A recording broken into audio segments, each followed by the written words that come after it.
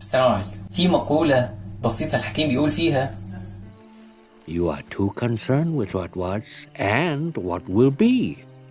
There's a saying, yesterday is history. Tomorrow is a mystery, but today is a gift. That is why it is called the present. النهارده إن شاء الله هنتكلم عن ندم الماضي والقلق من المستقبل.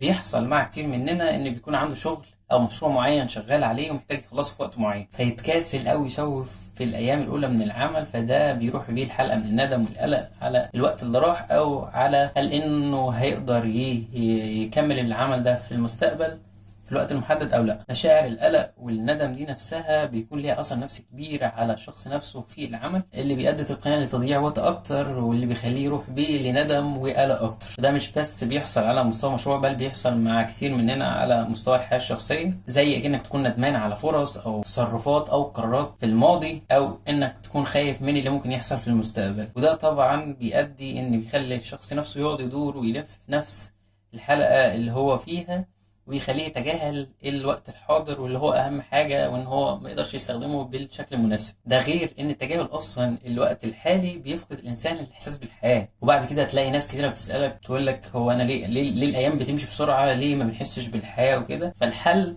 في نقطتين. النقطة الأولى وهي إدراك وتقبل إنك ما عندكش أي حاجة في إيدك غير الوقت الحالي. في الآخر لا، أنت ما عندكش غير ده. محدش فينا يقدر يعمل حاجة في الماضي أو يعمل حاجة في المستقبل، يعني إحنا ما بنملكش في إيدينا غير الوقت الحالي. والحل الوحيد هو استغلالنا للوقت الحاضر، واستغلالك أصلا للفترة الحالية هيقلل من خسارتك، وبالتالي هيقلل الخوف من الماضي والقلق من المستقبل أو أي تفكير عشانه. يعني لو تخرت أي عمل أو شغل بيت أو غيره، فتأكد إن أفضل حاجة ممكن تعملها هو إن أنت تشتغل على طول وما تضيعش أي وقت في أي أفكار ممكن تجيلك. النقطة التانية وهي تغيير ردود أفعالنا تجاه الماضي والمستقبل من القلق والندم للتعلم والإعداد. طبعا لما يجيلك أفكار أو تخيلات من أخطاء في الماضي أنت عملتها، حاول تحول التفكير ده للدروس المستفادة من الأخطاء دي نفسها. طبعا ممكن يجي نعلق النقطة دي بحتة كلمة فشل. حاول دايما تحول كلمة فشل دي كلمة تجربة، إن هي أيا كان الحاجة اللي حصلت دي فهي كانت تجربة أنت اتعلمت منها كتير واستفدت منها، عشان أنت نفسك لو رجعت لنفس النقطة دي تاني أنت نفسك عارف شخصيا إن أنت عارف منين هتبدأ. فهو أنت اتعلمت، أنت ما طلعتش منها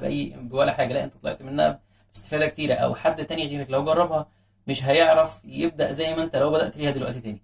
فانت اهو انت بقى عندك اصلا خبرة فيها. جلد الذات مش هيضيف لك اي حاجة غير انه هيزود عندك الاحباط. ولما تلاقي نفسك قلقان من اي حاجة في المستقبل، حاول تفكر في الافكار او الحاجات اللي انت ممكن تبدأ تستعد، سواء كان تخطيط او عمل معين انت محتاج تعمله عشان توقف اي تفكير للحاجة، لانك مش هيكون في ايدك غير ده. طبعا مفهوم ان الانسان من آلة، وان انت ممكن تلاقي زرار تدوس عليه يوقف تفكيرك عن الافكار دي، فلا طبعا مستحيل. لكن وعيك بالمشكلة نفسها ومحاولتك حلها بالنقط دي هيوصلك لحل بعد عدد معين من المحاولات. طبعا مفيش حاجة بتيجي من اول مرة، لكن الموضوع مع التكرار هيبدأ يوصل ان شاء الله لنتيجة او معين تغيير حصل. يعني زي ما بيقولوا ان الشجاعة مش انك ما تخافش، الشجاعة انك تعمل الحاجة الصح حتى لو انت خايف. فهو الحل الوحيد ان انت تبدأ حتى مع وجود المشاعر المختلفة، ومع الوقت ومع التكرار هتبدأ المشاعر نفسها تتغير عشان تتوافق مع الأفعال أو الحاجة المعينة اللي أنت محتاج تغيرها عشان ينتج منها ممكن تقول الاستمتاع بالحياة. وهو ده الهدف الأساسي اللي أي حد محتاج يوصل له،